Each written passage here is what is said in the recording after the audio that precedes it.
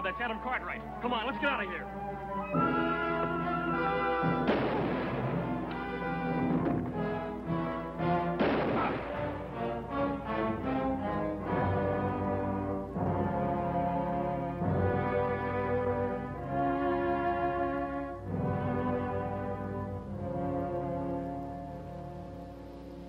Who are you? A friend. A friend? You're sure a feather-footed one. Who are you? Gerald Escott by name. Here. Perhaps this will relieve your mind. U.S. Deputy Marshal. I can't say I'm sorry to see you. Who are they? The Clevenger brothers. Friends of yours? Hardly that. But you may have made a terrible mistake. Just be thankful that you're still alive. And I'll be thankful that I've reached the end of a long trail. The Clevengers were wanted in California for bank robbery. I had the unpleasant duty of killing their older brother. He was caught robbing sluice boxes. Oh, so you were the one? I was only performing my official duty.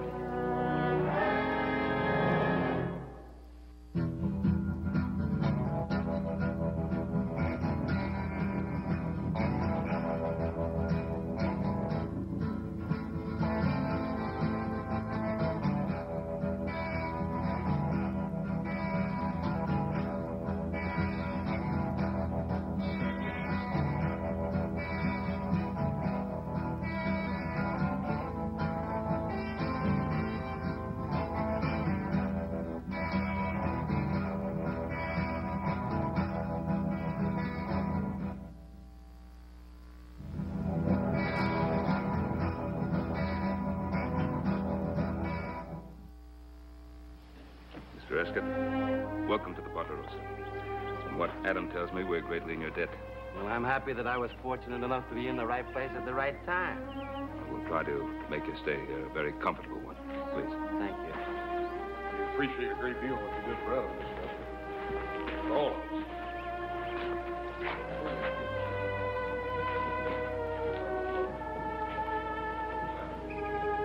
Adam? Anything else you want to tell me? Oh, I still can't believe it, Pa. I mean, I'm not selling the Clevengers short. Toughest bunch of renegades I've ever known, but I just can't imagine them taking a shot at me. Well, you never know with that bunch. Old Gid Clevenger and his boys have made their own laws for so long, you never know when they might step over the line. And you did have the ranch payroll with you. They must have thought it was somebody else. Now, believe me, Adam, I know how you feel, but the marshal did have a warrant for them. Well, there's one thing for certain, he isn't too upset about it. Now, come on, we've got a guest to take care of. We'll decide later what to tell Gid Clevenger. If he gives us a chance to talk. The bucolic life is not for Gerald Escott. Well, I put Mr. Escott's bag in the upstairs room. Thanks, son. Well, one would scarcely expect to encounter the epee out here in the wilderness. Well, little Joe's mother was Louisiana French. He likes to play around with them. You mean you actually use this? Oh, I fool around with it just for fun. He's faster than greased lightning, Mr. Escott. Come on, Joe, let's show him.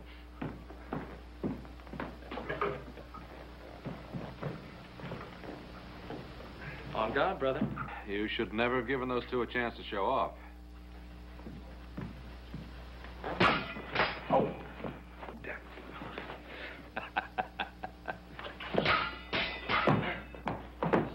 You know, they really have no intention of killing each other. He has an admirable skill.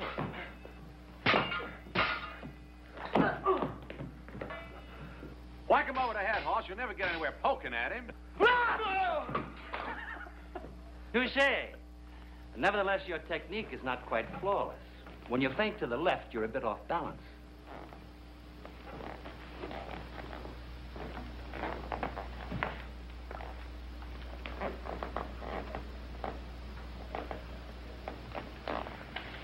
On guard?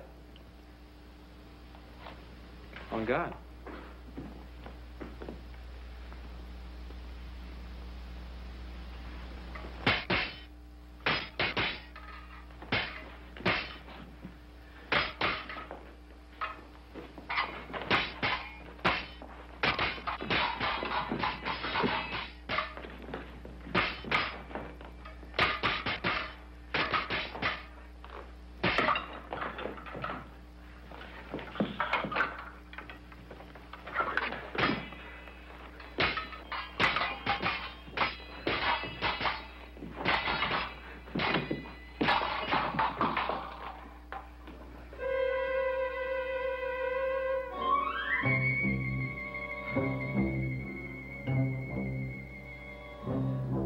could hurt somebody with that. He lost the button off the point.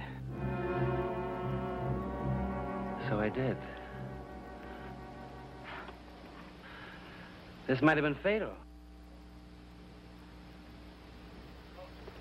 Violence as such is vulgar. Any man who in anger takes a human life becomes a brother of the apes. He's an aesthetically impoverished man. Don't you think so? Oh, yes, sir. I reckon. And yet the skills and rhythms of disciplined violence have beauty. Like a painting by Rubens or Botticelli, unfettered by personal emotion. Yes. There, to that simple word, can be traced the downfall of most artists and many human creatures. Emotion. You know, that's a very interesting observation, Mr. Escott. I don't think I could cast you in the mold of an average lawman.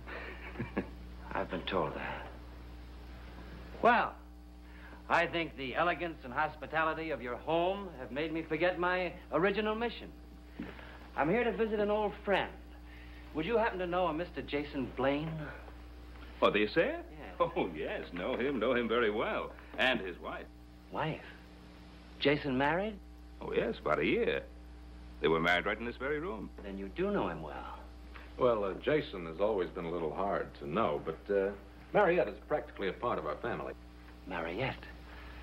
What a charming name.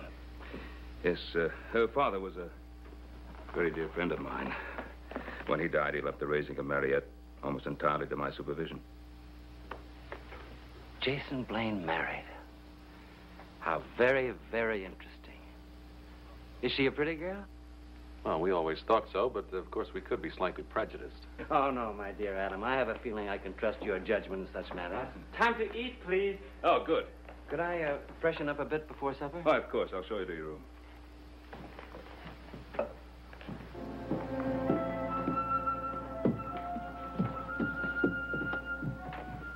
Adam, what are you staring at? Oh, I didn't realize I was. Look, I know you feel bad about the Clevengers. But it's like Escott told Hoss and me. Bob and Bill had a bead right on your back. He had to shoot fast in any way he could. You gotta just be thankful he was there. Yeah, I'll try to remember that. Come on, let's have some supper. Right. And so, under the circumstances, there was little I could do. And that, gentlemen, is the way I shot my first tiger in India. Oh.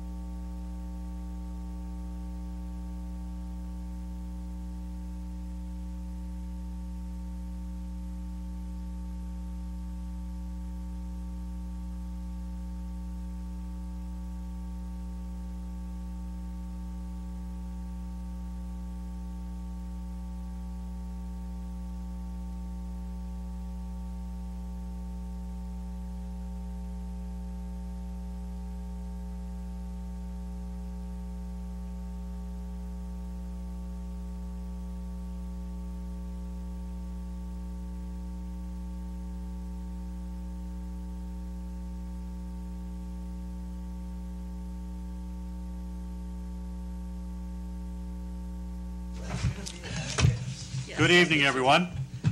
It is Monday, September 21st, 2015. It's 5 p.m. This is a meeting of the Oregon Village Board, which I'd like to call to order and request roll call, please. Bollig? Here. Boudreaux? Brethauer? Here. Poole? Here. Grenier? Here. Staton? Here. Carpenter? Here. Thank you. Item 3, the Village Board may adjourn into closed session during the meeting pursuant to Wisconsin statute, section 19.851G, to confer with legal counsel to develop strategy with respect to litigation involving Walgreens tax assessment dispute. So moved. Second. Thank you. Roll call, please. Carpenter? Yes. Brethauer? Yes. Poole? Yes. Bollig? Yes. Staton? Yes. Grenier? Yes. Thank you. And we will go next door for the closed session.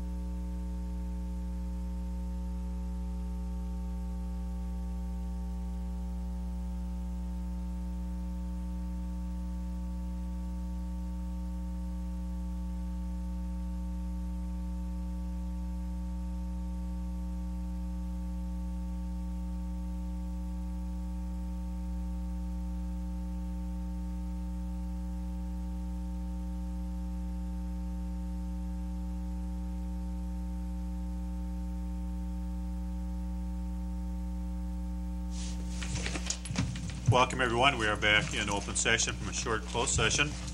We're at item number 5, public appearance. The first one is discussion and possible action regarding discussion with village engineer and approval of fixing Lincoln Road water tower. There's a note the water has been drained from the tower, and following repair work, the tower should be back online by the week of October 5th. So, Jeff, you want to? Yeah, just kind of give a real quick recap on this. During our, I guess, semi-annual inspection on the tank, we had retained a company called Water Tower Clean and Coat to evaluate the tanks, as well as do some minor repairs and recoating on some of the standpipe. While they were up at the base of the Lincoln Road tank, which is 100 and some odd feet up in the column there, they noticed one of the pipes was misaligned. They took off the insulation, and you can see, if I see on a couple pictures in here, you can kind of see there's an expansion joint that's on the fill and on the draw pipe from the tank, and that expansion joint is meant to allow the expansion contraction of the steel pipe that is filling and drawing from that tank. It's supposed to be kind of like an accordion. It's really only supposed to work in the one longitudinal direction. And you can see what happened in the 2015 inspection. The lower pipe, this is actually the fill pipe, has shifted over approximately 4 to 6 inches. What is unusual with this is in 2007, which was just about a year and a half, 2 years after the original construction of the tank, the exact same thing happened on the draw pipe and the fitting. I don't know if we didn't have any pictures of that in here, but basically it looked identical. However, at that time, the joint failed, and this was in the middle of night, I think, and emptied the tank. All the water went down the column, out the door and seams, and flooded all the electrical boxes in the base, and there was a considerable amount of repair work that had to happen at that time. The good thing here is nothing failed, but I think, as our inspector said, it was under imminent failure. So our first decision was, we know it needs to be replaced and needs to be repaired, but we were asking, why is this happening? This happened once on the other pipe, now it's happening on the other pipe, or on the second pipe. So rather than just try to put something back in place or recommend putting something back in place, we wanted to have our engineers from Rupert Milkie take a look at it. So tonight I have Dan Butler, is a professional engineer with Rupert Milkie. He's worked on studied many tanks and everything, and we had him go up and climb the tank along with, did you climb with Russ? Well, you probably sit up there. I'll probably ask you some questions here. He climbed it with the water tank clean and coat people, took a look at what was up there, and then wrote about a short 1 to 2 page or 3 page report on what he saw and what he felt was happening. In 2007, the belief was that the pipe had actually shifted because it had been misaligned and maybe forced into place in 2005 when the tank was constructed, and there was that tension under that pipe, and eventually it just shifted over and bent that. The feeling is the same, and the recommendation from the engineer is the same, but this is on the other pipe that happened. So I think that's... Yeah, Jeff basically recapped that pretty well. The failure that happened just now is basically, in my opinion, nearly identical to the failure that happened in 2007. The expansion joint is a relatively weak point compared to the steel pipe above and below it, and there was residual stress from misalignment, and eventually it just gave sideways, and you see that kind of S bend in it, which is indicative of that. Why it took till now to actually go, I couldn't tell you. The water tower clean and coat, and I also had I was not involved with the project back in 2007. Another engineer with our firm was involved. He's since gone on to another firm, but I was able to get a hold of him and talk with him about it, and also with the contractor who repaired it back in 2007, and their conclusion was the same. It's misalignment from that pipe that's below. They also recommended both contractors, the water tower clean and coat, which is the one that's out there right now, and the firm before, both recommended some kind of a system to try to keep water or air moving in those pipes when it's really cold out, because both of them believe that freezing can also aggravate this problem. That's certainly a possibility. So they both recommended either a bubbler or a recirculation system, and I agree with that recommendation. So. Okay, thank you, and welcome. Oh, thank you. So we have requests, or we did request from Water Tower Clean and Coat a proposal and estimate to be able to make the repairs. What they have proposed is actually cutting out the last 15 feet of that pipe because it looks like it actually may have bent. So the idea behind it is to cut down below what would be bent, first of all, and then also make sure that that line is straightened and not under any kind of tension or whatever of wanting to move out of place. And then they would come back with new steel pipe on top of that and a new expansion joint on top of that to be able to connect everything back together. Also include the painting of the pipe, putting back the insulation that's been damaged. And then, so that's a proposal for $21,000. I spoke with him recently about the schedule. They've been very, very flexible with us as far as really wanting to work with us. They've done a nice job out there. He said that if the part is available and easily available, he would send one of his guys to go pick it up. It's a 12-inch specialty piece. It is a double wall, which our current one is only a single wall, so it would be stronger. He would go pick that up within a few days, and then maybe at the earliest be able to have the tank back up and filling by the end of this week, at the latest end of next week would be a schedule. He's also given us a proposal for $5,500 for he calls it a mixing system. It's something that he has developed with his company and has had good success with. I think it's a very reasonable system. It's just an air compressor that's down at the base, and they run an air line to both the fill and the draw pipe. And every 15 minutes, it releases about a 5-second set of air bubbles, and that's enough to kind of keep things moving and mixing up there and to help alleviate any problems with the ice. I think it's a good try. An actual heating and pumping system and everything like that would be a lot more expensive to implement at this time on the system. Thanks, Jeff. Yeah, so questions? Gary? I remember the last time this happened, Jeff, there was considerable damage to the electrical system because the water drained on it and fried it. Correct. I can't remember, but it was a lot of money, I recall thinking at the time. And maybe I'm getting beyond this repair, but would it be feasible to do a regular inspection of this so it doesn't happen in the future? Right now, I believe the tanks are required to be inspected, I believe, every other year. The DNR says every 5 years. Every a lot 5 of communities do it more often than that, Okay. but that's the minimum for it. So I guess, you can take it under advisement and talk to the engineer, but I would recommend, I don't know how everybody else feels about it, that this be done more often, because it sounds like this just kind of was discovered. Well, it was, and I think it was very fortunate in timing. I think one of the reasons it didn't physically fail any further and cause a separation yet is that the pipe is so kind of close together that it's kind of holding itself together. It hadn't crimped over enough because of that. They have talked about, part of their proposal is to add just an extra brace near the top, and that will definitely help as well. Okay. But I agree. I just bring it up, this might be something you might want to consider some preventive maintenance on, as well as the other towers that have this type of And I called around to several communities because these are a very standard thing on tanks. No one had ever had these kind of failures before.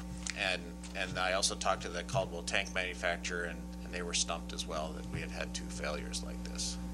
Okay. What causes this? It's a very good question. Okay. If we knew that. Is it like freeze thaw, pipes moving, I suppose? It depends on who you talk to. There are, if you talk with Water Tower Clean and Coat, they would say it's being caused by freezing conditions. If you look at if you kind of start putting the engineering mind to it, you go, well, I don't see how freezing could cause that. And the pressures could be enough to develop what they have over there. And that's where Dan and I actually talked about this kind of extensively, and the truth of the matter is we really couldn't come up with anything that was plausible that beyond the misalignment. I think that's where they were in 2007 as well. Okay. Was it possible to get other quotes on this? Or is this We can get other quotes. It's just in the timing of wanting to be able to get the tank back online. It's kind of an emergency repair. I think honestly, the costs that they've provided us are very competitive, and his work so far has been good. Very good. So we hadn't gone out for a competitive bid on that yet. Okay, well, I think it's probably more important to get this fixed before it breaks, right, and floods the electric again. Correct. So, you and Mike can talk it over and decide if you want to get other quotes. Actually, we did. I recommend that we go ahead with the proposal. Okay. I want to get the tower fixed for a number of reasons. I was wondering if the work would be warranted. It's a very good question. I could talk to Water Tower Clean Coat to see if they would have a warranty with it. Usually, typically, most you get a warranty on something like that is about 1 year. Even on a construction project, almost everything's usually only warranted about 1 year, unless it's a special piece of a mechanical equipment like a large blower or a pump or a motor or something like that. Does any of our other water towers that we have do we need to be looking at this mixing system to putting it in those, that if we bought 2 or 3 now, we'd get a better price? We actually, the price he's given us is the same price for 3 of them. We actually have 2 that we have in our budget for 2016. Okay. We're just moving this up under this because of the urgency of doing that repair. We had actually planned on installing all 3 of these at both our standpipes as well as our elevated tank. Okay. Are any of the other ones bent like this? They're different tank configurations. This is those are ground level kind of standpipe style tanks. This is it's our only large elevated spheroid tank. If we approve this tonight, how quickly can this be done? It'll be done at the earliest the end of this week, at the latest end of next. Thanks. One more question. Absolutely. With the tower being out of commission, are we in any danger for anything right now happening in the village? No, I spoke with Gary. We've been running our booster pumps continuously since this has started. We have control valves on that are maintaining a system pressure. If there is a low system pressure, then our fire pumps kick in. So we talked with Chief Lark this morning and confirmed that. Okay. So, all right. Good question. Anyone else? Okay, so we need a motion for the repair at $21,000 and the recirculator for anti-icing at $5,500, a total of $26,500. I move approval on the case with Doug's suggestion that we attempt to get a warranty, even if it's for a year. A year is better than nothing. I'll second that. Okay. So we have motion and second for the amount of $26,500 for the repair, the repair and the recirculation. Any further questions or comments? Dan, anything you need to add to this? No, I think it's pretty complete. So. Okay, thank you. Good pictures, by the way. All in favor? Aye. Opposed? Motion carries. Thank you. Thank you, Jeff. Thanks, Dan. Thanks for coming.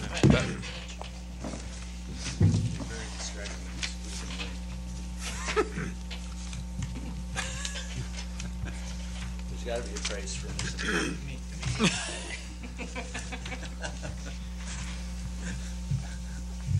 Okay, so our second public appearance is item B, and we will have a public hearing and consider approving the following liquor license application. Notice is hereby given that David is Heidi? Yeah, like the little twister old pigtails. Okay. Agent for Charlie's Main Event LLC has filed an application for a Class B liquor license and a Class B fermented malt beverage license with the village clerk for the Village of Oregon for the properties at 113 and 119 South Main Street, which is Charlie's on Main, Oregon, Wisconsin. The village board will discuss and consider this application at their board meeting on September 21st at 5 p.m. This notice is given pursuant to section 125.043G WS and Village Ordinance 413-05, 113, 119 South Main Street, Village of Oregon, Dane County, parcel number 165050912232990. And parcel number 1650509, 122-33104, published 9/10/15. Very good, Steve. Very good, Steve. So I'll open that public hearing. Would you like to come to the microphone and just kind of... I brought my legal counsel. That's fine. Brief the board and the public who is watching. Hello, public. Hello, board. Hello, everyone. So what would you like to hear? Just a little bit about what we're planning on doing? Yeah. Yeah? And how this license fits in with that. Sure. So what we are planning on doing is we're planning on opening up kind of 3 separate entities under one roof. So we're taking over the Old Masons on Main, and they're going to be 3 separate places. So one will be the old, what used to be the bar of that place, and that'll be called Charlie's on Main, named after my son. We opened Liliana's, named after my daughter, my legal counsel. So it'll be Charlie's on Main. We're hopefully, as long as liquor licenses all go through, planning on having a soft open October 19th, and then having on the 21st, having just for the residents of Oregon, and then doing an official open on the 22nd of October, as long as everything goes smoothly. You guys are all invited. That's not a swaying you to vote for my liquor license. I'm just saying you're all invited. And then, so that's the bar. The idea of the food is going to be farm-to-table pub food. Some things that we're trying to do that are different from other places.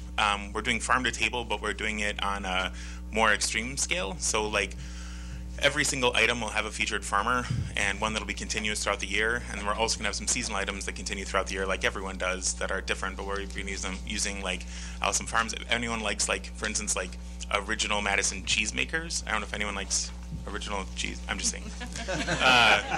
But if anyone likes original cheese, we're going to be using all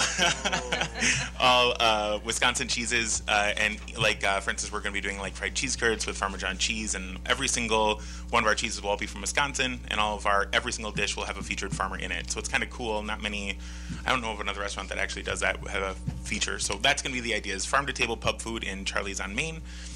And then what used to be the dining room, as well as upstairs, there's an old Masonic temple. We're planning on having that be an event space so people can come in and use it for like ceremonies upstairs, their reception downstairs, and then go back upstairs for dancing at the end of the night. And then what used to be an event space underneath the dining room, we're turning into a legal speakeasy, not like a real speakeasy, but a speakeasy of sorts downstairs that's going to be not open all the time. Sometimes it'll be used for private events, and then sometimes it'll be just for kind of a fun little place for overflow traffic. I promise, Brian, it's a legal speakeasy. You promise. said it a couple times. I just want to put that out there. It says speakeasy, but you know, a themed speakeasy. We are going to have moonshine, but legal moonshine. So are there questions at this time? So the main event is going to be on the second story and the first floor.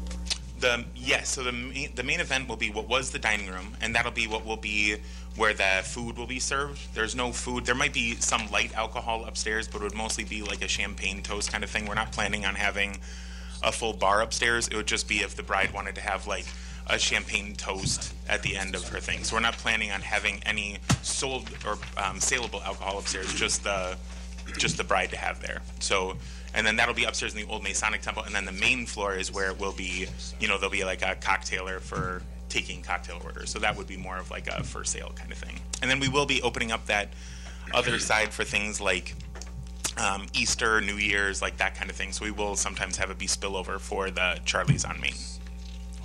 Thank you. Any other questions for David? We just have one question. Yeah. Actually, one before yours. Go ahead. No, you go ahead and do both of them. Well, that's what I'm here for. Sorry? I said that's what I'm here for. Okay. This is Matt Dragner, village attorney. Hi. I need a sidekick like you have. So, I shall defer to my counsel. all right, let's see how she does. So as I understand the application, the applicant here is Charles Main Event LLC. So Yes. that's like the umbrella organization? Yes. And then each of these different operations that you... They're not really separate entities. It's just a part of it to separate it so that like a bride doesn't have to be at Charlie's. It can have its own kind of elegance about it and its own separate thing. And same thing with the underground. They're all going to be operated like we only have one POS, one tax ID, it's only one entity. So it's the same business, you just have different names that you're Yes. giving to different spaces. within Exactly. the It's more like facility. if you had an event space like the Mendota room and the Monona room. It's just like different rooms, but Got it. having a different face to them. Got it. Now, Mike, I'm gonna let you ask the question about I just want to make sure that the upstairs, the second floor, is on your premise description, because it says additional event space upstairs with seating. Mm-hmm.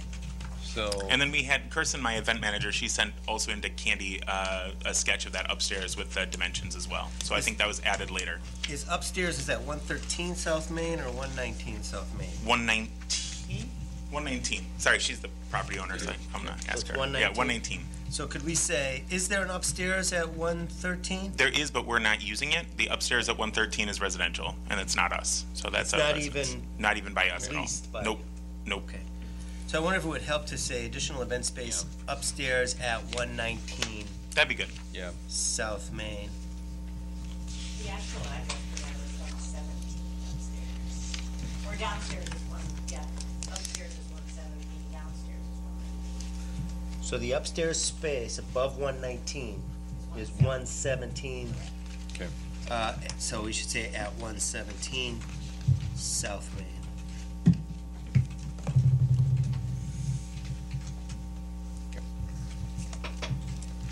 Nope, that was it. Thanks for the clarification. Anything else, Matt? So Jerry?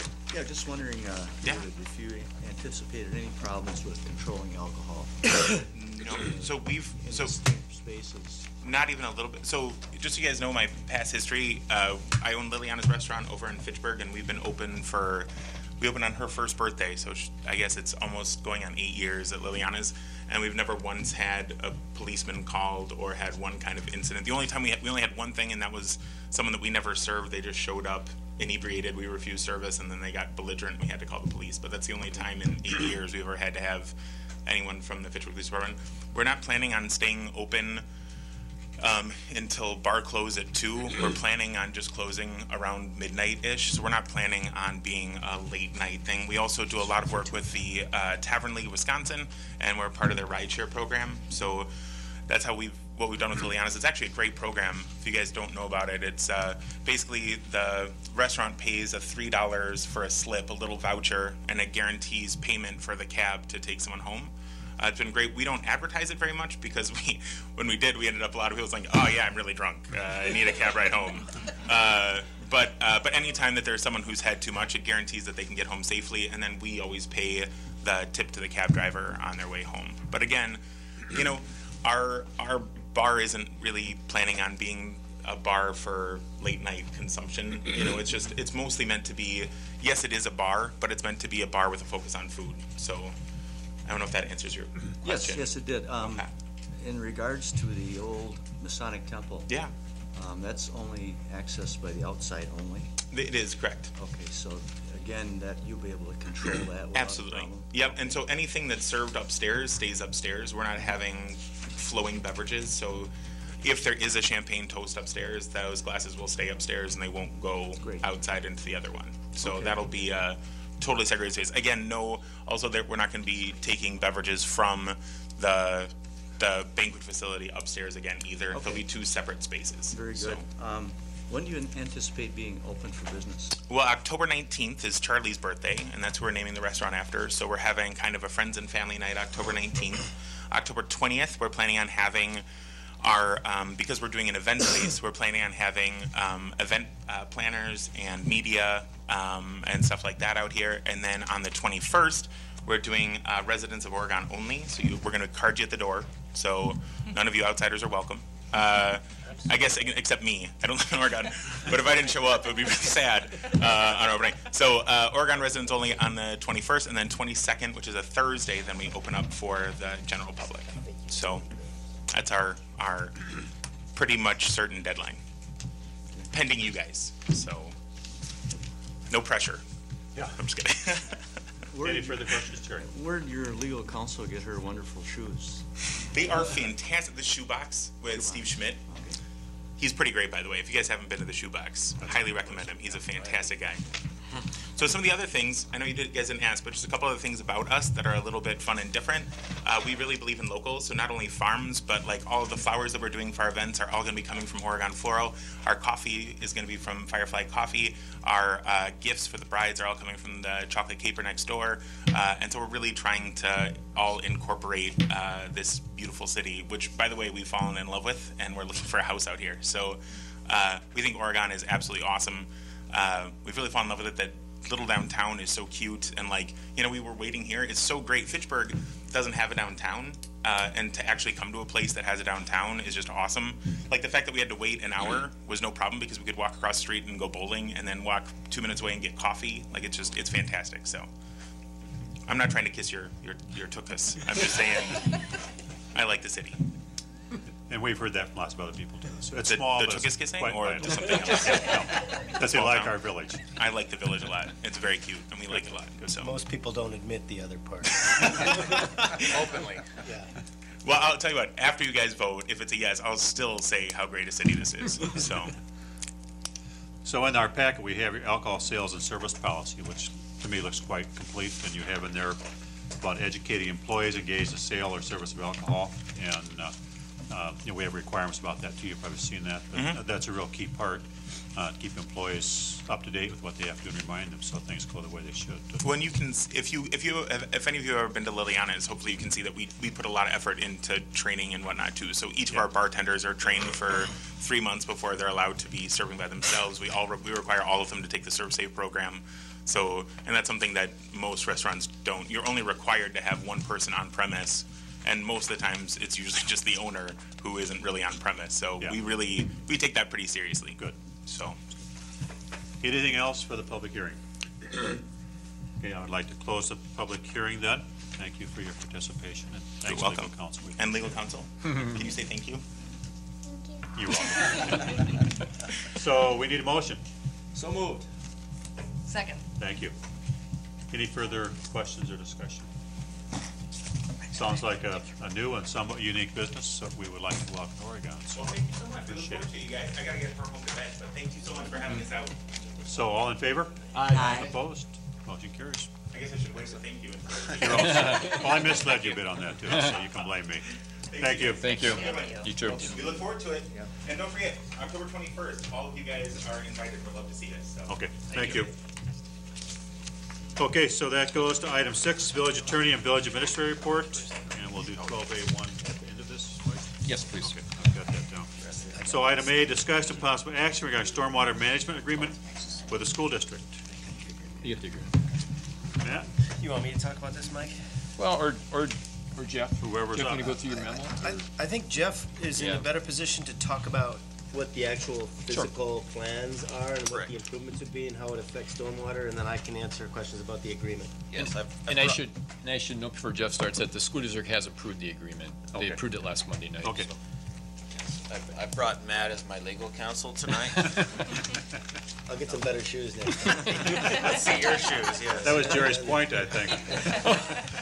I can't see Matt's shoes. Well, let's talk a little bit about this. As we know, the Oregon School District obviously doing some major upgrades over at the high school, and part of that is increasing some of the parking areas that they have and shifting some of the parking areas. If you're familiar with the two drainage swales, one that's over near the parking lot of the teachers, the other one that's in the parking lot right off the student parking. Those drainage swales will be filled in as part of this, but we still have to be able to convey both water from the village, which is coming from the north, as well as water from the school. School district is responsible for handling their storm water. What they've come to us with a proposal is to actually create 2 pipes that would run east or north and south along North Prairie Parkway, and one pipe would be dedicated to the village, and that would handle all the village water that's coming from the Netherwood area, Mary Hill Addition, all that area coming down through that drainage swale, come under the road, and then would enter a dedicated structure that would be the village structure. I think they call it structure number 1, I believe. I think so. Then go in a dedicated village pipe all the way down to where it then comes to a second structure, and then it would go west again back into the drainage swale and under the road. That would be the village portion. The school portion collects water from the rooftops, from their parking lots, everything like that. They would have a parallel pipe to ours. All of the school district water would be going into that pipe. They would extend that pipe all the way down around the tennis courts, through the new, alongside the new fields, playing fields that used to be, what was the name of that park that? JC? It wasn't Park. JC, Yeah, that was still JC JC Park. Park East. Yeah, JC Park East, that was taken over by the school district a few years ago. Go past the ice arena there, and then into a new, I'm gonna call it a regional detention pond. And this is a pond that would be first sized just for the school district, but as things such as the Perry Parkway connection across there, as well as possibly portions of the ice arena, depending on how this all works out, could go into that pond and be a regional pond there. There are some benefits to this, as far as it obviously benefits the school district because they're able to then use that land for parking, which they're going to desperately need with this improvement and losing so much parking. But it's also going to take all the water that used to be from the high school that would enter those swales and then come down into the village system. That's all now being removed and being put through this regional detention pond. So that's why we see in my memo there, we talk about how, the improvements to the high school are going to reduce the flooding around the high school. If anyone's ever been to a football game out there after a big rain, you can see the whole area is saturated back there. They'll be putting in system that'll tie into their pipes that'll be able to get all that stormwater off their site. And then by removing their stormwater from our conveyance system, it reduces, we see a reduction in the 10-year event by 31 cubic feet per second. And for the 100-year event, 56 CFS. As the water then eventually comes all back together right before it goes under 14, their modeling is showing that a total reduction in the Badfish Creek area at Highway 14 would be almost a reduction of 51 cubic feet per second, which is a lot of water in the 10-year event, and 127 CFS for the 100-year 24-hour storm event. I mean, looking at this from a stormwater standpoint, this is a win-win for all parties. Good, thanks, Jeff. And I think that's how we've looked at it, as we've talked about other times too, so. I'll just briefly on the agreement. The agreement addresses the facilities Jeff has described and requires that the school district actually take responsibility for constructing everything. The village would be responsible to reimburse the district for the cost of constructing just the village stormwater pipe that Jeff described. Correct. And structures. And two junction structures at the either end of that pipe, and for a proportionate share of the cost of the design and construction of design and construction administration. The way the agreement is set up, we tried to figure out how to kind of what the best approach was to calculate or to procedurally determine what the village's share cost should be, because they haven't bid it yet. So what we landed on is that the village's share would be determined by the school district following bid opening, but we capped the village's contribution at $140,000. The current estimate of just the physical work without adding in construction administration and design was what, like 126 or something like that? Exactly, and then there was a contingency that we put in there for that, for the The other piece. So it's estimated to be about 126, but it might come in higher than that. We capped it at 140.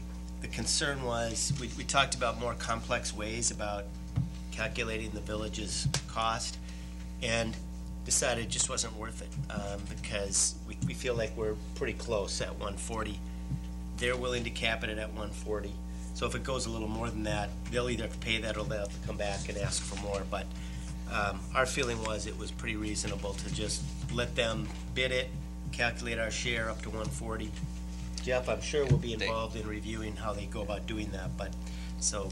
Yeah, and I think if I remember right, the language we have in here also has them bid that out separately. Is that, or am I getting? Well, we had talked about that at one point, but we just decided to go simple. Okay, never mind. And just left it with. That's a different agreement. You're correct. Yeah, they're gonna be responsible for bidding it, getting it built, contract administration, the whole shot. And we're just gonna have to contribute our share up to $140,000. Yeah, we talked about, I mean, this isn't like we're doing an agreement with the developer. I mean, we have a long history of doing joint projects with the school district. We get along great with them. There's a high level of trust, so we'll get through the project. If Yeah. some reason it's higher, we'll come back and figure out how to get through it, so. Okay. So we would need a motion to proceed. So moved. Thank you. Do we have a second? Second. Thank you. So I'll open it for questions and discussion. I agree with Mike that the school has been a wonderful partner on other projects, so I support this. And we may have discussed this before, but how will we pay the $144,000 or whatever? We're gonna have to borrow for that. Borrow for that, Yeah. okay.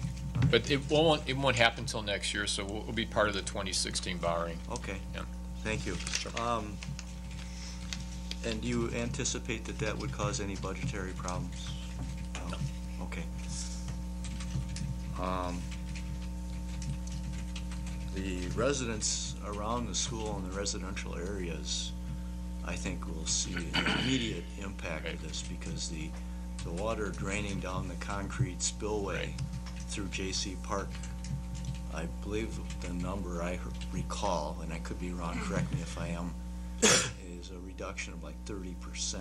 I think Andy was saying 40, so that's still pretty Yeah, accurate. it's in that. Well, whatever, Yeah, but yeah. considerable. It's significant. Considerable. So what it's gonna do, and to me, that indicates that the water is gonna get out of that part of town a lot quicker.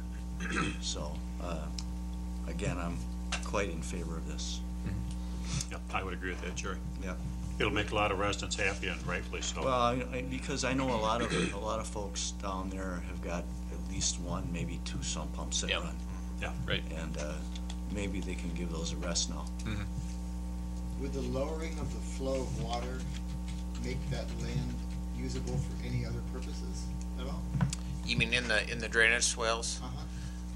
I don't think it's going to be, it's not going to change that significantly, you know, like that much less. It's very flat, very wide swales through there.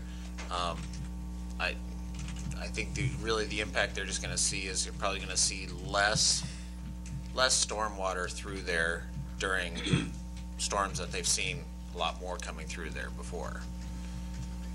And I think another impact in wet years, that we'll be able to mow there more often. Several years ago, it was real wet. There was high grass and weeds for a long time, and lots and lots and lots of mosquitoes. So there's a chance of helping with that too, I think, as time goes on in wet years. So that'll make the residents real happy, because I got phone calls about that. Oh, really? Yeah. Anything else? I'm assuming since Matt didn't say something, I assume that he's in favor, or he would advise that we enter into this agreement? I would. Thank you. Okay, seeing nothing else, we have a motion second to approve the stormwater management agreement with the school district. All in favor, please say aye. Aye. Opposed, motion carries. Thank you. Item B, discussion of Dane County's response to the village attorney's August 5th, 2015 letter regarding the improvements and jurisdictional transfer of county highways to the village, and board providing direction, including proceeding with inspection of the highway CC culverts and soil borings from the railroad bridge to the western village limits. Who's up first here? Yeah. Okay. So I think the board did see the earlier draft Yes, agreement. they have your, yep, they do. Yep. So we sent our proposed revisions to this is the memorandum of understanding between the village and Dane County relating to reconstruction of county highways within the village limits, and then the eventual jurisdictional transfer of those highways to the village. And we had requested in our proposed revisions to the agreement a little more detail and specificity regarding the quality of the work. We also thought it would be important to have there's a culvert located on CC. Yes. That has been there for many decades now, and we have reason to believe that it's in need of replacement, or it may be in need of replacement in the not too distant future. And so we requested that before the work before we finalize an agreement, that we have a qualified inspector evaluate the condition of that culvert and determine whether, it should be replaced. We got some feedback from the County Corporation Counsel's office, and I would call it pushback feedback, where they seemed to not be in favor of what we had proposed regarding the inspecting the culvert. Without much specificity, they seem to not be, whether they had concerns with the description of the work that we included in terms of removal of existing materials and the quality of the new base materials and asphalt. So I'm not 100% sure exactly what their concern is, but they basically said that the scope of work we included was beyond what they were looking at doing. So where we are is we've scheduled time to meet with county staff in October. Correct. But I think one of the things we wanted to talk about tonight is that we think it would be real helpful to have the village just go ahead and hire someone to inspect that culvert, so we have that information available to us when we meet with the county.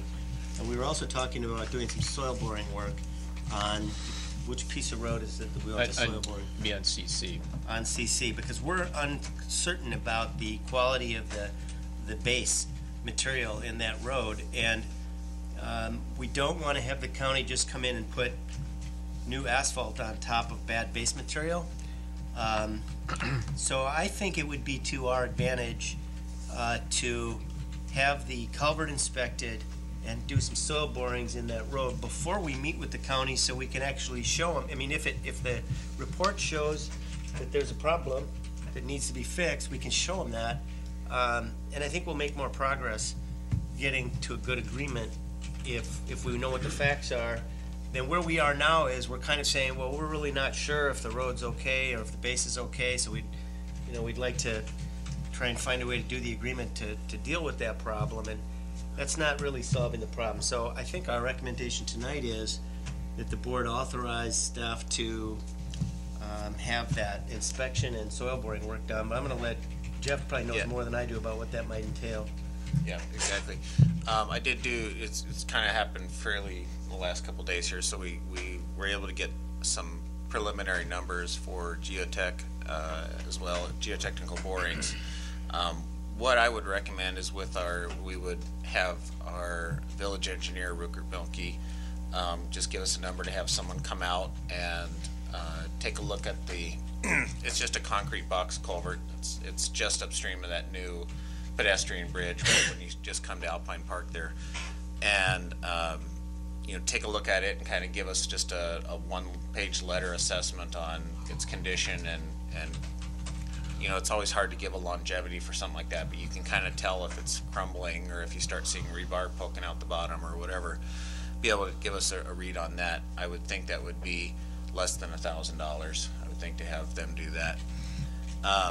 The geotechnical, it depends on, of course, how much you want to do. I had requested just a budgetary number for approximately one boring every 500 feet, and they just do those to about 5 to 7 feet. So they're not very deep, and they would measure pavement thickness, they would measure the sub-base thickness, and then also the condition of the soils. And then I had approximately 5 to 6 additional boreholes in suspect areas where you can see alligator cracking, maybe some rutting. I don't think we have a lot of rutting on that, but we do have some areas along from the railroad bridge to that crosswalk at Ash Street. Yeah. Ash Street. So there's probably a few areas in there where we would throw a few extra holes, and maybe 1 or 2 or 3 as we went out to the western limit there. That estimate, I did get one estimate from a geotechnical firm for $5,500. I think if we could give them a little more confidence on where we were, it shouldn't be more than that. But I would recommend that we would, given the time frame, that we would at least seek competitive bids from 2, if not 3 firms for that work. Okay, thanks, Jeff. It's important because I think why we're being so careful about this is that if we go through and we take over these roads, we're going to be sort of like Fitchburg when Fitchburg took over PD. We want to be able not to forget about, but in some respects do that, and for 15 or 20 years, maybe do some crack filling, but we want these roads to be in really good shape when we take them over. Yeah. And one of the things that we're talking about in our proposals that, let's say we're working on one of the roads and there's, the county says, well, the road, you only need geofabric to fix part of the road, and there's a soft base, and Jeff says, no, I think it needs to be over excavated and gravel and everything.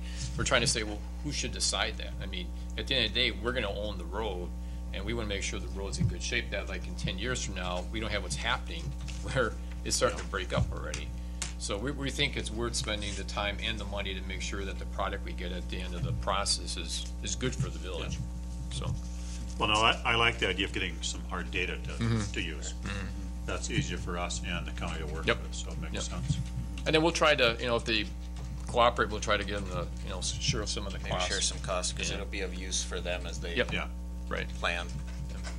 So we need a motion for a not to exceed $6,500 to do this. Is that the plan here, or? I think the $5,500 is the most we'll definitely spend on the borings. Yeah. Yeah. Okay. Yep. I'll make that motion for discussion. Thank you. I'll second that. Thank you.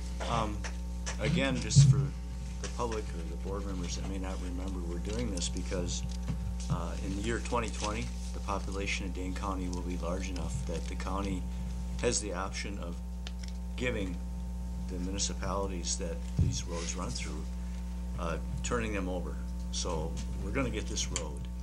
And the whole purpose of this agreement is to make sure that when we get this road, as Mike indicated, it's a viable road in very good condition that we won't have to maintain other than basic maintenance for a number of years, as many as possible. And I think on this bridge thing, I totally support that because I know it's Dane County's road, but if there's something wrong with that bridge when we take it over and it fails after we take it over. And Jerry, we're gonna, and I think for the record, we're gonna quit calling it a bridge. I think that's Or it's a culvert. No, I mean, I think, but that's how some of the communicate. It's a Very culvert. good. You're right. Yeah. You're right. No, I'm not So- trying to correct you. I'm just saying we're gonna correct when we talk to them. Okay, it's not a bridge. It's a culvert. Over. Right. Thanks for correcting me. Yep. You're right. But anyway, yeah, this will prevent us from taking over a faulty culvert. Right. So, again, I support this, and hopefully this negotiation will move swiftly. Yep. And if you notice in the letter from the corporate council, they're talking about that, now they're looking at 2017, and if it ends up being 2017, we're fine with that. But we're not gonna rush this, because this is a long-term item that we're gonna be inheriting, so we're gonna be very careful about this. Any other questions or discussion? So we have a motion and a second to proceed with inspection of the Highway CC culvert and soil borings from the railroad bridge to the western village limits at an amount not to exceed $6,500. All in favor, please say aye. Aye. Opposed, motion carries. Thank you. Thank you. Yep, thank you for that. Item C, discussion of village attorney's memorandum regarding village's response to failed compliance checks. Back to me. Okay. All right. I did this memo a little while ago, so I'm just reorienting Remember back in myself. July? You want- That was July. You want me to take a first stab at it, will you? If you want.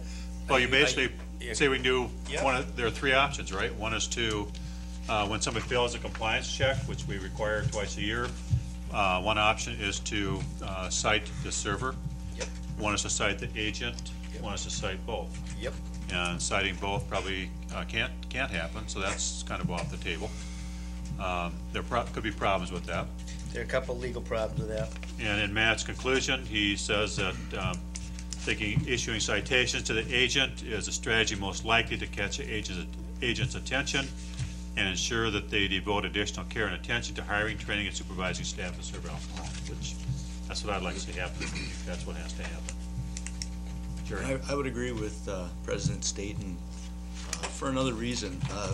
If you cite the agent, and he's cited enough times, and the next time that license is up for renewal, that puts him under the microscope, that he possibly doesn't deserve that license again. So yeah, I think it's a good mechanism to ensure the proper dispensation of alcohol in the village. You know, in some cases, the agent is there very seldom, or maybe not at all. Like, I think we have one agent who's probably down by the Milwaukee area for Bergamot. But they still have to have somebody on site who is making sure that staff is trained and supervising them to do things right, and that's the most important part. The one question I had on this, I was thinking about this when I reread the memo. Matt, could the village take the position that sometimes you cite the agent and then other times you cite the bartender, the server? Yeah, so let's just take a step back for a minute, because we're discussing kind of at a theoretical high level, what are the options and what do we think makes the most sense, but it's probably Chief Yule's folks who are going to be the ones out there having to decide on a case-by-case basis what to do. And unless the village board really adopts some kind of a mandatory policy on this issue, the police department will be making determinations on a case-by-case basis about how to do this. I think one way to approach this is for the village board to have a conversation with the chief of police about these issues and try and be on the same page with respect to general direction you'd like to see this to go, and then leave the discretion to the chief to make a judgment, or his department to make a judgment in individual cases what to do. Another way to approach this is for the board to set policy and say this is the way it's going to be. My sense is that what makes sense is for the board to have an ongoing conversation with the chief about this issue, express your views on it, and then hear back from the chief about how it's going in the field. And then the chief and his folks are going to have to implement kind of whatever approach they think is appropriate, having heard from the board. And then if you're satisfied with how that goes and that seems to be working, fine. If you feel like you're not getting what you want out of your police department, you have further discussion with the chief. Now, so that being said, yes, the village or the people who are enforcing these regulations have the ability on individual cases to make a judgment. Should I cite the employee? Should I cite the agent? What should I do? My memo said, look, I think all things being equal, I think from a policy standpoint, it makes sense to put the agent really under the, to have that agent cited, because they're the ones that have the ability to hire, train, manage, set the message within the organization about what are my expectations as your employer for how you're gonna do this. And so I think sending the message to the agent makes a lot of sense. Might there be individual cases where the facts would suggest that the actual individual server should be cited? Maybe. But I would leave that to the chief and his folks to sort out on a case-by-case basis. If there's some information they have that suggests it should go one way or the other, I'd let them make that call. But I think the message from the board to the community and to the department should be, we want to make sure that the licensed agent is held accountable for operating in compliance with the rules, keeping their employees well-trained and following the rules, so that we don't have employers blaming their employees for failing to follow the rules when, they have some ability to manage that. So it's a long way of answering your question, but that's what I would suggest. Thanks, Pat. Chief Yule, do you have your viewpoint? Well, I've seen it done a couple different ways.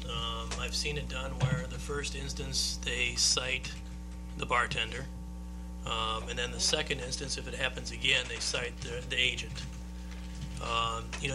The arguments I've heard is that the agents have done everything they can. They've trained their employees. They put them through extensive training to go through this, and then for whatever reason, they ended up serving an underager anyway.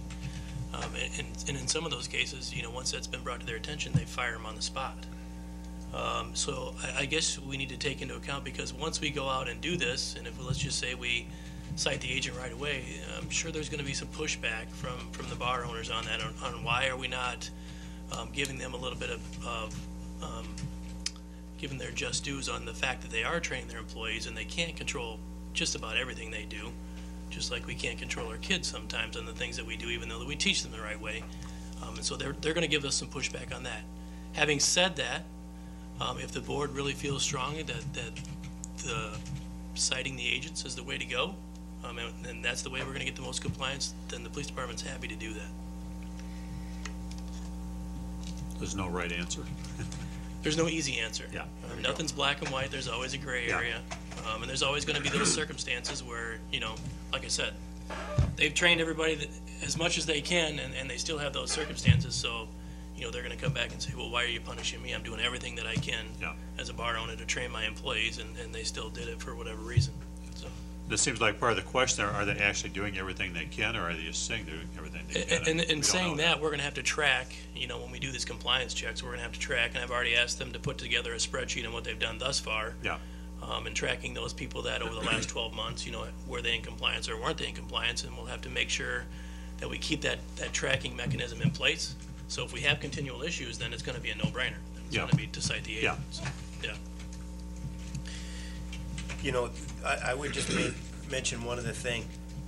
If the agent or the license holder is cited, they're not losing their license. Right. They're just being cited for the violation. So it's not like the death penalty.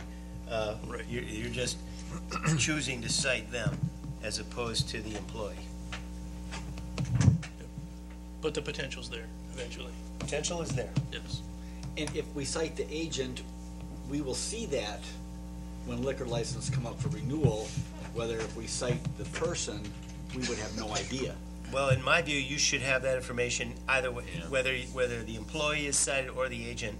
The board should, at renewal time, have information about compliance problems, regardless of who's cited. And I think one of the things I concluded looking at this is, with respect to the question of suspension or revocation, it doesn't really matter who you cite. I mean, if there is a pattern of non-compliance, you can consider that even whether the police department cites the employee or the agent, either way. And we can supply those records. I didn't know if it'd be easier to find it if it was the agent, how you search. It'll be easier now because we'll be keeping a spreadsheet of all. All right, Jenny's doing it here. I mean, everything you could think about doing, I know not to create more work for the personnel committee, is compliance checks goes out, the department catches two people, two businesses not being compliant, so you bring them in front of the committee, that you ask the agent to come and talk to them about it. Versus the, if the bartender gets, cited, maybe the village should still have a communication with the agent of the business. Yeah. It's a possibility. I like that idea. Yeah. So if there's a violation, how much time do you have to actually issue a citation? Doesn't have to happen that night, right? Nope. I don't think there's any set time limit, is there? Not that there might be some kind of outside statute of limitation, but it's not. You'd have a year or longer to figure out who you wanted to cite if you wanted to. So there's time to bring it back to the committee and talk about it, right? There's time to investigate. There's That's time true. for You could do that. Yeah. I suppose. Yeah. Chief can call and ask questions. Yeah. This happened.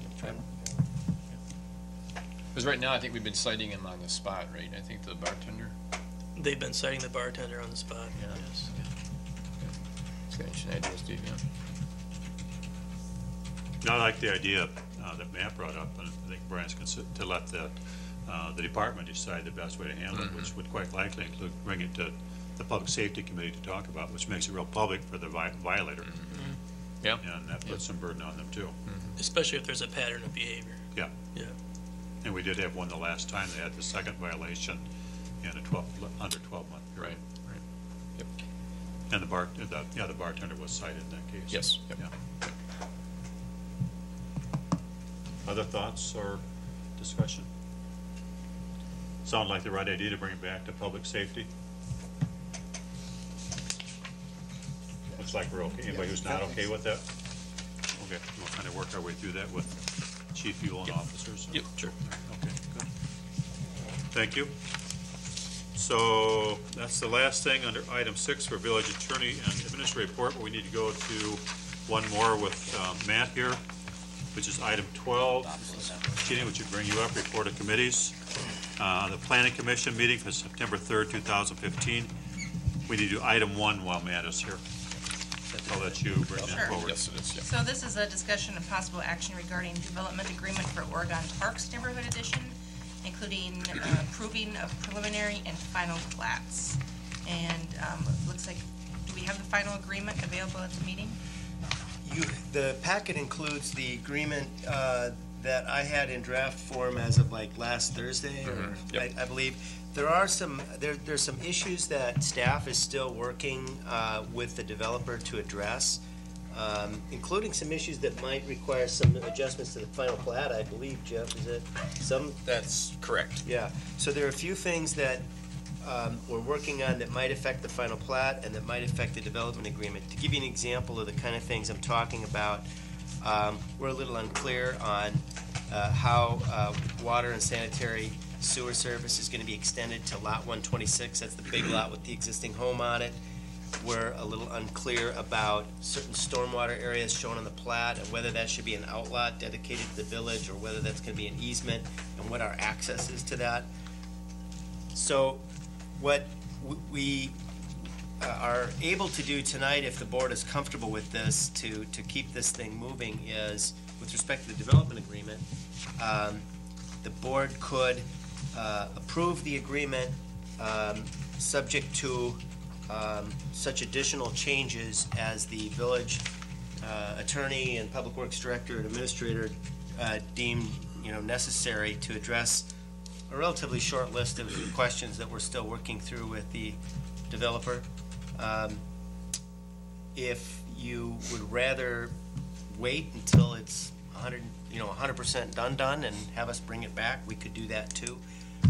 I think the developer was hoping to get started this fall with work, and so to accommodate his request, it would be helpful to him at least to approve this tonight and give staff the authority to make some adjustments to the agreement and to the plat to address these remaining technical challenges. Okay. Do you want that as your motion then? Could I ask a question first? Yes, certainly. I was on vacation during the Planning Commission meeting. Did the Planning Commission approve the Yes, final both agreement? plats, yep. And then these questions came to light after they approved it? Is that how it happened? Yep. Okay. We started, but Ricky and Milky did have some minor corrections on the final plat. But then when we actually started working on the agreement with Matt, Jeff and I, or mainly Jeff, caught some other things on the plat that we should have probably caught beforehand. Okay. Yeah, so I'm happy then to make a motion to approve this pending review by staff and working out those questions with the developer. Okay, thank you. Do we have a second? I'll second that. Thank you. I'm certain the staff is capable of continuing on with this agreement to its ultimate conclusion. None of them are large issues. They're there's technical things we had to work through. Could I request to be informed of some of those changes? Sure. So just a report at our next meeting, whenever that happens. I would appreciate that. Yeah, that makes sense. If there are any. If there are. Yeah, what we could do is any changes that we're talking about would show up either as some changes on the plat itself or some changes to the language in the development agreement. Like a red line. We could just provide a red line draft of the agreement at your next meeting to show you what the changes were, and a copy of the plat, maybe highlighting any changes that were made after tonight. Yep. I appreciate it. Sure. Thanks, Doug. Anything else? So we have a motion second to approve the development agreement for Oregon Parks Neighborhood Edition, including authorizing staff to make some minor changes. All in favor? Aye. Opposed? Motion carries. Thank you. So I think you're done, Matt. Thank you. Thank you very much again. Easy peasy. So we have item 7, which is approval of minutes. We have 3 of them, so I'd ask that someone make the motion by reading 7A. I can do that. I Thank move you. that the village board acknowledge that the following minutes prepared by the village clerk's office are the official minutes of said meetings. Those are March 18th, 2013, April 16th, 2013 special meeting, and June 17th, 2013. Thank you. Second that. Thank you. All in favor? Aye. Opposed? Motion carries. Item 8 is approval of vouchers. We have vouchers tonight in the general operating fund in the amount of $167,766.24 for approval. Motion, please. I'll make that motion. I have a couple questions. Okay. Second. Thank you. Jerry? The Decker supply for the street signs, traffic signs, middle school signs, do we normally pay for that? Are those Well, signs? there are actually signs out in the villages right away. Oh, they're in the village park. It's in the Okay. village street. It's on Pleasant Oak I Drive. wasn't sure if it was on school No, property. if it was on school property, they'd be paying for it. That's what I was hoping. And the other question is, I see we planted some trees on Cusick. Is that along the? I'm sorry, Jerry, I didn't. We planted some trees on. Yes. Thanks, man. In TIF 2. We had some trees that died, so the replacements. Okay, do we get advice on what trees to plant? I know Gary went and got him at Winterland Nursery on Lincoln Road, so I'm not sure what. We aren't planting ash trees anymore. I didn't see him on the list. I don't think you can buy an ash tree in Dane Yeah. County anymore. But maybe at a Get a discount. really good price on them. Yeah, well, that's what I was worried about. No. You get too good a I price. know, Jerry, that when I looked at the list, there was an assortment of 3 or 4 different types of trees Gary picked out, so. Okay. Sorry, that's really. But thank you for asking. It is. Any other questions on vouchers? Oh, yeah, you're right. Something else? Peggy's right that when you plant them in the terrace, there's a permit you have to take out on what you can plant, so. Yeah. Okay, so we have vouchers tonight. Motion second to approve $167,766.24. Roll call, please. Brethauer? Yes. Staton? Yes. Carpenter? Yes. Poole? Yes. Grenier? Yes. Pollock? Yes. Thank you. That motion carries. Item 9 is community input. There's no one to address the board. We'll go to item 10, proclamations and announcements. Any board comments? I just have a comment. Now that we got our bicycle path all done and everything, I was wondering if we're gonna say if the bicycles should have lights and reflectors, and are we gonna push any more about license or anything? I don't know. I know it's come up other times where really people haven't wanted to push on that. I There's know really they no way haven't, to but enforce it. maybe it's a time, maybe we should. So we could put that on public safety Sure. agenda? Yep. Do we require the bicycles have a license now? Or Well, not, Or do we even do that in the village? we don't have that in the village We at don't all. do anything? No license at all. But, you know, at nighttime, I think that, the other night, I know a young man went across the street. He has no reflectors, no lights. You could, in dark clothes. That's really scary. And why would you want to hit a child that maybe should have that? And it's just a comment.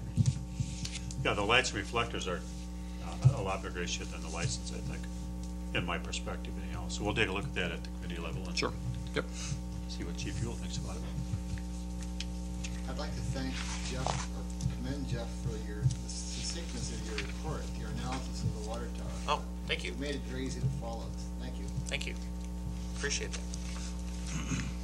If we understood it, it's well done.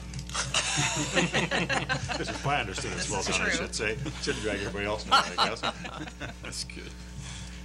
Anything else from the board? Thank you. So staff comments?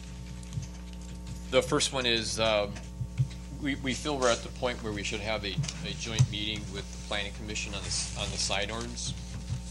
And we're inviting the board to the November 5th planning commission meeting at 6:30. Mike Slavny, of course, will be there. And so we've been to the Chamber of Commerce once. We're going to go back to the Chamber on lunch meeting on October 15th. And then, so then we'll be there twice, and then we'll be talking to the board and the plan commission on the 5th, so hopefully that works with your schedules. And so you'll be Chairman Schnelly's guest that evening, so be careful. A lucky night. Yeah.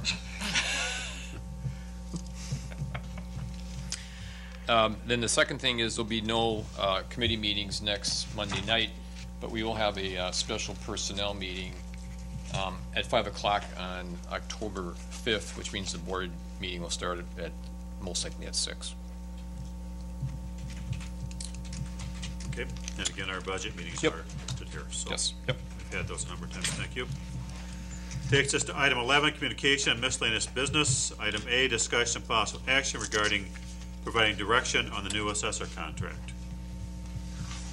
We put this back on the agenda because I think the motion that actually came out of finance, Peggy, right, to the board was to actually do an RFP for assessor service.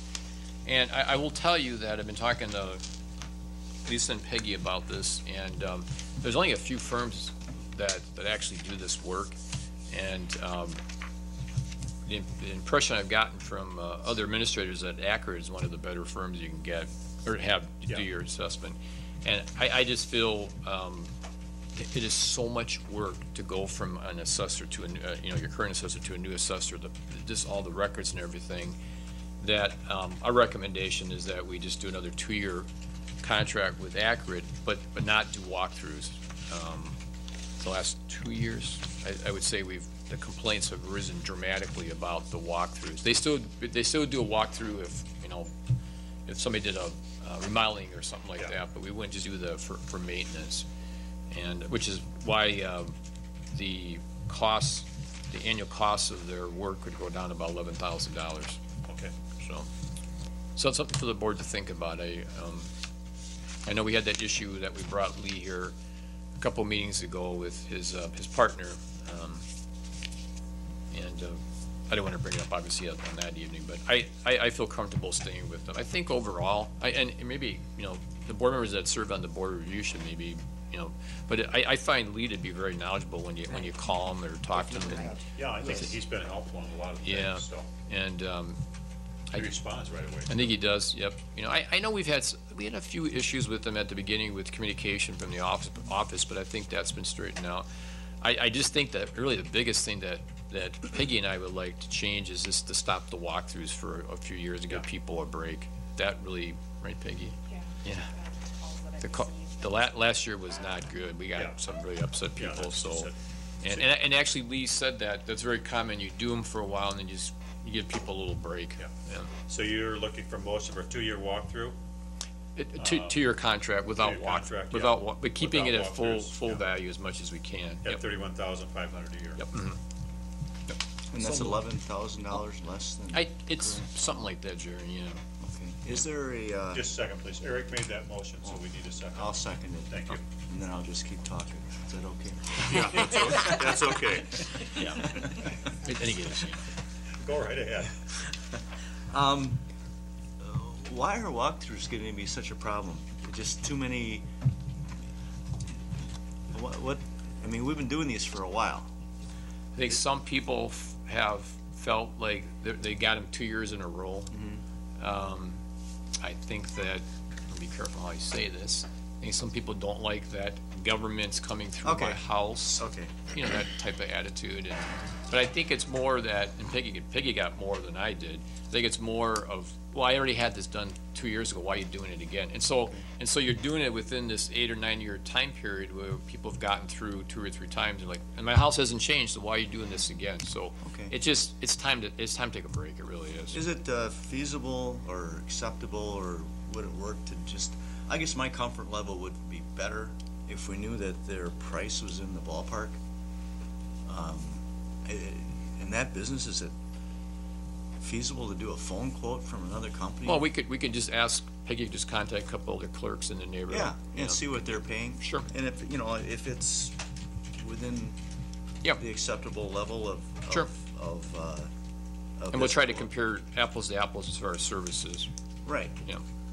Yeah. Sure. Other questions or comments? So the motion was to approve accurate appraisal at 31.5 Yes. for 2 years. Any further questions or comments? All in favor, please say aye. Aye. Opposed? Motion carries. Thank you. Thank you. Item B, article regarding new mutual property insurance company. We wanted to make sure the board was aware this was going on, and there's probably a really good chance that we will probably be switching from the state's property fund to this. So I wanted to make sure the board knew that this fund existed, and so maybe during budget time we come forward, you won't be so surprised by it. Any idea how much it's gonna cost to go up? Not at this point. Any other questions on that? Okay, we'll go to item C, discussion of possible action regarding resolution number 15-19, amending a 2015 fee schedule. This will be the third time we've done this, right? Yep, so Kenny and I have been doing these because and it's good to keep track of how many times we do this through the year, so we have a good handle on it. And so the first item is that we are removing the wholesaler's permit. The Department of Revenue had issues with that, right, Peggy? Yes. So that we're taking that out of our fee schedule. A couple other items is that now, with Mark's retirement, we're having Vanderwall, for at least for the time being, do the commercial zoning when they, like we have a new building come up, like the banquet hall's being done. When Mark was here, Mark was doing the commercial zoning overview. We're going to have Jackie from Mike Slavny's office do it for a while until Jeff is comfortable doing that. So we had to add that fee. It's a pass-through fee to the developer. Okay. And then the final thing is we're having to attach to our fee schedule the fees that will be independent inspections will be charging us and the school district for doing inspections for both of us. Basically, it's half. Yeah. And then we don't charge the school district administrative fee for handling their inspections. Okay. So we would need a motion for resolution number 15-19. So moved. Do we have a second? Second. Thank you.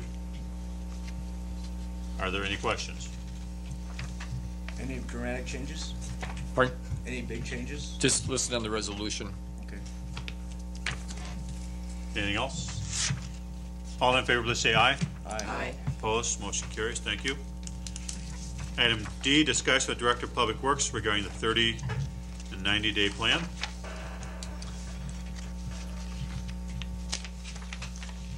So Steve, this is something the board actually asked for Jeff and for Brian, Chief, to prepare. That's why his is filing. And I just want to add that, or just add my comment that I thought both of them were well done. I think it's exactly what the board was looking for. And the board can talk about these tonight with Brian and Jeff, or you can refer them to committee for further discussion. Yeah. So. I read through both. I thought the same thing. I thought they were well done, and I thought they're both going to be busy. And I promised both of them they will I said they'll never be bored when they're here. Right? Did I make that commitment to you guys? Yeah. So, no, they have, I tell you, they both have hit their ground running. Here's Jeff dealing with a water tower leak, and Brian is doing all the things he's doing on the TV. So it's been very busy, and I appreciate all their hard work that they put in so far. Yeah. But I think that it took some time in doing these, and I would, I think with Brian's, the Chiefs, I think, it should get referred to the committee. I think the committee should go through these. Yeah. And I think maybe the same thing for Jeff. We were talking about having a Public Works Committee meeting at some point, and even though I may be out a little bit, I think that should, they should get referred, and the committee should talk to him about it. Yeah, that was my thought too, go to committee. Any questions or comments tonight certainly are fine, but then go to committee, and it's a little more time in then, it's a little feedback on how these things are going and where they are and so on. But I was impressed with the thoroughness of it. Yeah, I'm comfortable where we're going with both of the departments here. I just had one comment. If we could start a discussion based on the ash borer, because that's coming, and there'll be a lot of trees affected in the village. Yeah, we have that report coming from the arborist. We're doing a tree inventory. Yeah. Thank you for reminding me. That'll be coming back to us. Yep, I forgot. And through Jeff. I actually spoke to Jeff Olson today from Arbor Systems, and I was actually asking him on another matter, the gypsy moth matter, and I asked him how that's coming, and basically he's saying it's going to be probably later in the year after, he's got a lot of people out in the field right now, and they're gonna be doing this later in the year, probably October, November, when we'll get the Yeah. report. Okay. Thanks for And that- reminding me. Yeah, and that's for ash trees within village property. Correct. Does not include the school district and does not include private residents. Correct. So are there any questions or comments from trustees right now? Are there any comments either one of you gentlemen would like to make on what you've got down here? Apparently, I made all these promises during the interview process. You know, that was reflected in my notes on both you guys. That too, is so. good. Exactly. Yeah. I do Now I understand- have to follow through on the old political campaign promises. Shouldn't but did you want, I think the one thing I want to draw attention to Brian's is that on each of his 30, 60, 90 days, he's got in quotes, or I'm sorry, in quotes and caps, work towards restoring sense of pride in the department. I thought that was, that's critical. Very good. And, yep. Yeah, I did too. So any comments you guys want to make more? No, I mean, I think it's the plan, at least for the plan was kind of exactly what we had talked about going through. I think the only challenging thing, I think when I was reading through a little bit in Brian's, is I think both of us are saying, okay, it's, we still have to continue to do the regular job and kind of pick up what I would call extra, it's the visiting with the employees, and the staff. It's taking time to be able to tour facilities and that type of stuff while still dealing with the fire drills on the side of tanks breaking, dogs barking, that kind of stuff. Houses, issues. Yep. Yep. So, I echo that too. I talked to Mike at our meeting last week, and I just trying to figure out how to prioritize all these items. We have these things that are laid out in our 30, 60, 90-day plan, but, as Jeff said, things come up, and we're trying to deal with those as well. But I think it's a good basis. I think, my biggest thing right now, especially in my department, is sitting down and listening to what has been happening over the last few years especially, and try to prioritize on what needs the most attention right away. Yeah, and I don't see us going through, in 30, 60, 90 days, and do you have this done? Yes, no, or whatever. This is a guideline. We have another for you week guys. left on this. Yeah, this is a guideline for the board, so we kind of know what you're going to focus on. Exactly. Knowing that a lot of days you won't do any of these things. Yeah. Because stuff will come your way that you'll have to deal with, or duck, or one of the two. And I was That's actually the way looking it at it is. going, boy, my 30 days is almost up, and I was looking at my list going, I think I've got a pretty good start on that. So I think I'm all right. I've mentioned to Brian a few times that, almost every policy in the department needs to be updated, as the board knows. Yeah. This is gonna take time. The That's a board huge has job. patience. That's a huge job. It is, and so we have a lot of patience. And that's actually as part of the accreditation process that we'll be Very going much through. so, yeah. So we'll take our time. Okay. Yep. Any other feedback over here? But again, I know the board appreciates what you're both doing. Jump in, it's new, and there's a lot to do, and you both, as Mike said, ground running, we appreciate that. Yeah, thank you. And that also includes incorporating into the community and meeting people, and that's important too, so we appreciate all that. Good, thank you. Okay, item F, discussion and possible action regarding approving Chief Ewell's out-of-office request for the accreditation week. If you want to just explain that to us with your letter, please, Brian. Well, as a part of the accreditation process, while I was at Whitewater, I was the accreditation manager for the city of Whitewater. I'm also an assessor for the Wiley Ag Board, which is the Wisconsin Law Enforcement Accreditation Group. And once you become an accredited agency, really what the board requests of you is to have at least one member of your agency be an assessor, because as more and more agencies come on, you need to have assessors to come out, and they come out every 3 years and evaluate and assess the agencies. So it's become a real challenge for the board to get enough assessors who have been trained and are qualified to go out and do that. Once we become accredited, as I told Mike and I think Steve as well earlier, is that we'll probably start with the core accreditation, which is 39 core standards, and then become fully accredited as an agency, which will take a couple of years to get done. But once we do that, we're going to start inviting assessors in, and so we, as a village, will not have to pay their salary to do that. We'll just have to pay their incidentals, their meals and their lodging and that type of thing. So it's all reciprocal. the challenge that the Wiley Egg Board has now is the Milwaukee Police Department wants to become an accredited agency. We've never accredited an agency that large before. They have over 1,800 sworn officers. So they've been in this process for several years. The board's been working with them and trying to determine how are we as assessors going to go out to this massive agency and assess them. They have 8 or 9 different precincts. They have various bureaus within there. And, you know, before they started this process, every precinct was basically run by its own captain and run the way, whatever way the captain wanted it to. And that's not how accreditation works. You have to be on the same page and have to meet all these standards. So how are we going to address this as a board, as a Wiley Egg agency? And basically what they did is they decided that they were going to have a group of 8 assessors. They were going to have a team leader that oversaw the whole process. They were going to have other assessors that were going to go over the standards, and then I'm part of what's called a mobile unit. So there's 2 mobile units. We'll go out to all these different precincts. We'll gather all their information, report back to the people that are running the actual assessment as far as the proofs and things like that, and do that.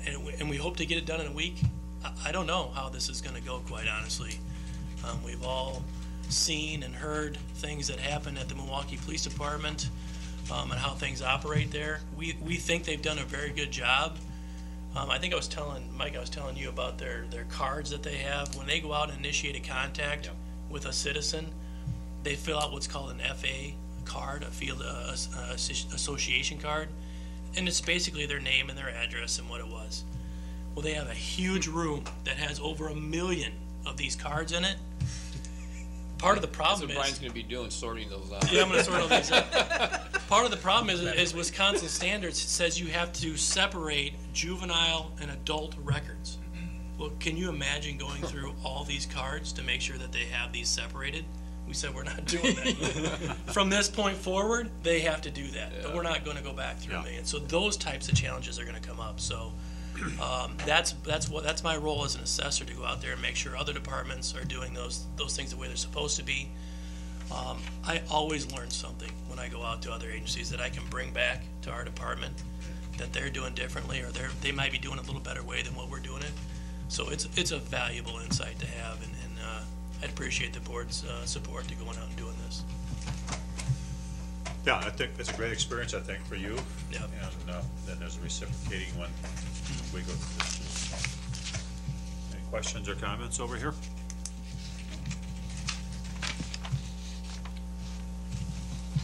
Steve, do you want to? We need to act on it. Well, I think it'd be good for Brian to know the board votes on it. Yeah, I do too. So we would need a motion. I'll move to approve that. Thank you. I'll second that. Thank you. Any question or discussion? All in favor? Aye. Opposed? Motion carries. Thank you. That's all set. Thank you. Item G, discussion of possible action regarding approval of 3-year repayment agreement and 5-year repayment agreement. So I brought this up, as a smaller agency that can't offer all the I'll say extracurricular activities that some of the larger agencies have. I don't want us to become a stepping stone to move on to other agencies. They get their feet wet, they come here for a short amount of time, and then they move on to a larger agency. So as a solution to that, we came up with agreements at my previous employer to get a commitment from new officers. If they haven't gone through the academy, or I should say if they've already gone through the academy, then we thought that 3 years would be a commitment that we could live with. We put a lot of time and money in training our new officers in the field training process, through uniforms, equipment, all that stuff. And we thought 3 years was a pretty decent amount of time to get that money back. If we have to put them through the academy, then that's an additional amount of time and resources that we put into them. So we asked for a 5-year term. And so I passed this on to Mike, and then I think you passed it on to Kyle. Correct? Yep. And he kind of tweaked them a little bit, but we thought these agreements would be good to have in place in case someone does decide to do those types of things, using us as a stepping stone and moving on to a larger agency. Hopefully we can weed that out in the hiring process, but it doesn't always work out that way. So. Yeah, good. Yeah. And when we were talking to Kyle, I mean, other agencies use these. Right. So Yeah. I think it's a really good idea. Yeah, if it's gone through Kyle, it's pretty solid. Yep. The checking on it, so we would need a motion, please. So moved. Thank you. Second. Thank you. So we have the motion and second for the 3-year repayment agreement and 5-year repayment agreement for officers. Any questions or discussion? Seeing none, all in favor? Aye. Opposed, motion carries, so that's all set, Brian. Thank you. Item H, Highway CC speed limit reduction. Now, this has been noted on the village's Facebook page. Speed limit reduction at 35 miles per hour has been posted on CC, and we have some time for discussion on complaints the police department is receiving regarding near accidents of auto versus pedestrians when autos are passing on the right at the intersections of Alpine Parkway and Bergamot Boulevard on Highway CC. Yeah, and that's not necessarily to do with the speed. It has more to do with the signage on the road in CC. Right now, at those two intersections, they have the right turn only lanes there. However, we can't enforce it unless it's signed properly, saying, this is a right turn only lane. I kind of equate it to the handicap stalls as well. If you have just markings on the cement, on the pavement, those things can get covered up with debris or snow, and people can't see that. Similar type of thing out there. I have contacted, I believe Pam is her name, and she said she was going to come out, or somebody's going to come out and take a look at that and see if they consider signing that for us. At least we could, if they did that, we could be proactive. I actually had someone who tried to pass me on the right in my squad car. So they're obviously not familiar with what the rules of the road are, so we certainly need to get some education out there on that as well. Okay. Yeah. I got a question, Steve. Yes, go ahead. When Dale was here, yeah, we talked at budget time last year about the flashing lights out there. Mm-hmm. And he said it would be a many-year challenge to get that through Dane County to allow us to put that on their road. Did he say, I don't know if it was many years, but at least a year or so is what he kind of thought. So it would be challenging. Yeah. Sure. Is there any way we can write this into this agreement that we're trying to propose to Dane County for taking over that road to allow us to put these flashing lights out there before we actually take control of that road? We could put it in, I could say, yeah, it's a good idea. Yeah. I mean, if we would have been staying on schedule, we'd be actually, that road we're talking about would be the village's road in 2017. Well, maybe, 2017 is, what, 2 years away Yeah. yet? No, I'm not, I think it's. I mean, even if we still stick with 2017, Yeah. I think we need to see if we could get something from them to allow us, since they know we want this road. Sure. To give us permission to get this done sooner. Yeah, okay. I don't know. You're talking about like the ones like what Fitchburg has on that the bike trail. Just a push button and then And the lights start the flashing. LED lights. Yeah. That'd be good. Called the rapidly repeating rectangular beacon lights. Yes. That's what I've seen. There's a work well. term for them. I don't remember. It was one of those acronym type terms. Yeah. It's a good idea. Yeah, so maybe that's something else to add to your 30, 60, 90-day list. I think that's gonna be a little farther out there, but we only have so much control over that. Yeah, but if you talk to Dale, maybe we can check and see what he found out and what the work he did on that, to see what's up there. We can ask him tomorrow. That's great. He'll be here tomorrow. He's coming to lunch. That's great. I will check with him. Okay. Anything else on that topic, Chief, or anybody else? Nope. Okay. So that takes us back to 12, which is half done. So, Jeannie, you want to take item 2, please? Sure, so discussion and possible action, I'd make a motion to approve the certified survey map for 325, 329 Birch Court, which creates a 0 lot line / a twin home and a TR6, which is a 2-family zoning district. Thank you. I'll second that. Thank you. Any discussion or questions or comments from anyone? I got a question. Okay. Now, I'm assuming this house is built already. I'm assuming there's a landlord that owns it now. One water lateral going into the house. If we make that a 2-house, or 2-unit now, let's say side A doesn't pay their water bill, we have no recourse to go out there to shut that water off. I don't want to say that, Eric, but I'd have to check. I'm just asking if we do. Yeah, I mean, the main reason that when Mark was here, that, you know, he was asked that question, why are we doing it? The zero lot line thing is something that the banks are asking for refinancing, whatever Because situation. I know we've done this a lot lately. That's what's going on. And It's I'm just wondering if there's, you know, I think how the village can be protected if someone doesn't pay a water bill. Where that came up Because with they all before. have separate electric bills. Yeah. Or electric meters. I'm not sure you could actually make them put another lateral in. I'm not sure you could do that. Okay. Yeah. I can check on that for you. Okay. Yeah. Any other questions? So we have motion and second to approve the CSM for 325, 329 Birch Court, creating a zero lot line, twin home, and a TR62 family zoning district. All in favor?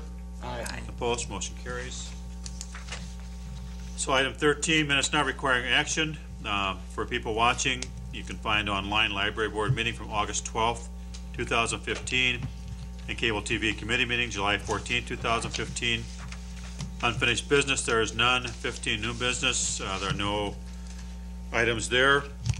Item 16, there's a couple future items will come our way. And then item 17 is a motion for adjournment. So move. Second. All in favor? Aye. Opposed? Motion carries. We are adjourned.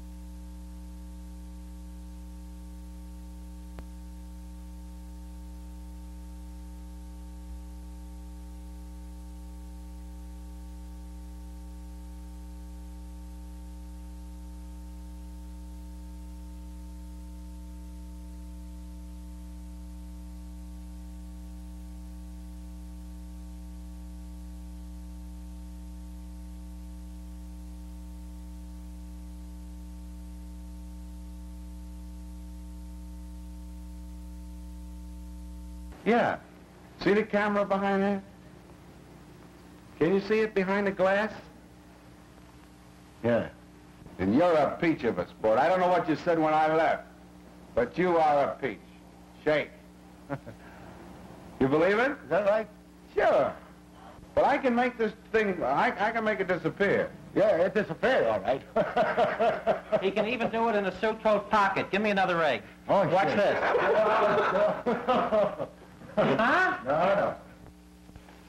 And now lightning strikes again. It's the same man. It's more than a year later in an entirely different place. And I recognize him, but I do not believe that he recognizes me. So here we go again. You never